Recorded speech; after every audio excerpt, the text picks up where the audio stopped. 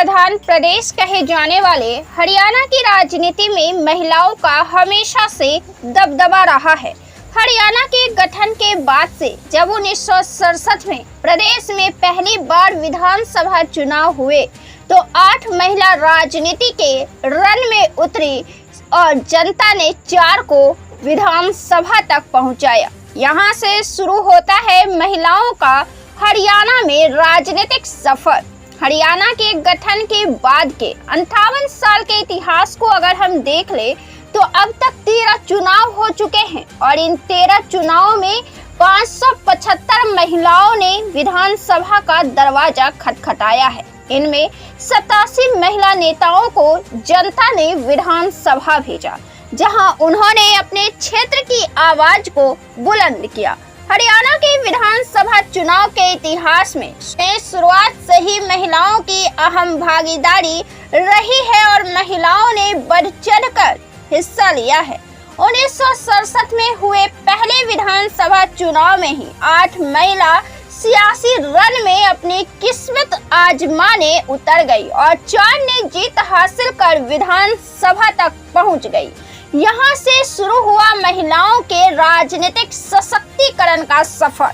2014 के चुनाव में तो सबसे अधिक महिलाएं विधानसभा पहुंची, 13 महिलाएं विधानसभा पहुंची थी। 2005 में 15 महिलाएं विधानसभा पहुंची थी और 2009 में 9 महिलाएं विधानसभा पहुंची और 2019 में भी 9 महिला प्रत्याशियों ने जीत दर्ज कर विधानसभा में अपना दस्तक दिया।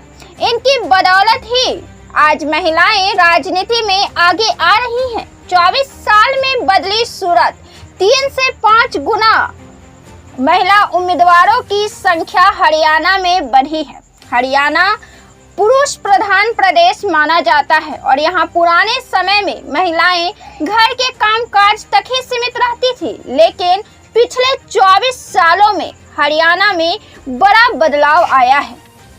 या यूं कह सकते हैं कि महिलाओं में राजनीतिक जागरूकता आई है और पिछले 5 विधानसभा चुनाव के आंकड़ों की अगर हम बात करें तो 402 महिलाओं ने विधानसभा चुनाव लड़ा है, जिनमें से 46 ने जीत हासिल करते हुए अपने क्षेत्र की आवाज को बुलंद करने का काम किया है।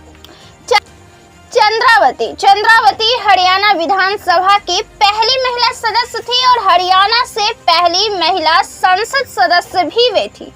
वे 1990 में उपराज्यपाल रही, 1964 और 1972 में हरियाणा में मंत्री रही।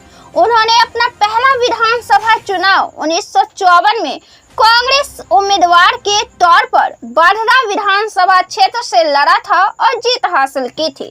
वे पेप्सू सरकार में संसदीय सचिव थी। उन्होंने 13 चुनाव लड़े, जिनमें 2 लोकसभा चुनाव और 11 विधानसभा चुनाव शामिल है और इनमें से उन्होंने 7 चुनाव में जीत हासिल की। किरण चौधरी पूर्व मुख्यमंत्री चौधरी बंसी लाल की पुत्रवधू और पूर्व कृषि मंत्री चौधरी सुरेंद्र सिंह की पत्नी किरण चौधरी एक उपचुनाव समेत 4 बार तोशाम से जीतकर विधानसभा पहुंच चुकी है और मंत्री भी रह चुकी हैं। अब वे राज्यसभा सांसद हैं। अपने पति चौधरी सुरेंद्र सिंह के निधन के बाद 2005 में हरियाणा की राजनीति में कदम रखने वाली किरण चौधरी ने 2005 का उपचुनाव जीता। इसके बाद लगातार 2009, 2013, 2019 का चुनाव जीतती गईं। वे हरियाणा में अब तक कोई चुनाव नहीं हारी हैं।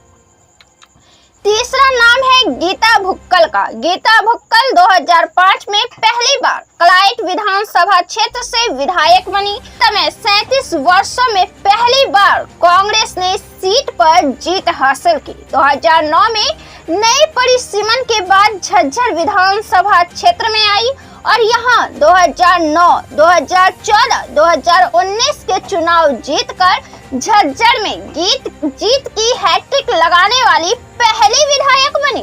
वे मंत्री भी रही। लगातार 4 जीत उनके नाम हैं।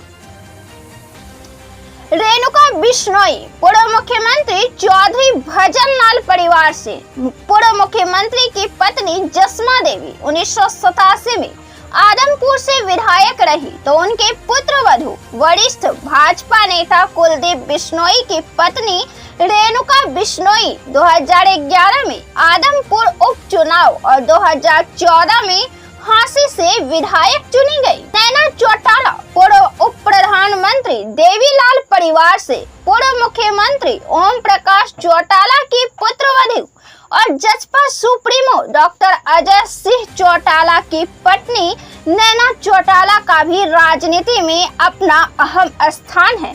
2014 में वे दबवाली विधानसभा से चुनाव लड़ी और जीती। 2019 में बाढ़ा से जीत दर्ज की। नैना चौटाला पहली बार राजनीति में 2014 में आई थी और हरियाणा की राजनीति में सबसे अधिक बार मुख्यमंत्री बनने का रिकॉर्ड अगर किसी के नाम है तो वह है नैना चौटाला के पति ओम प्रकाश चौटाला के नाम।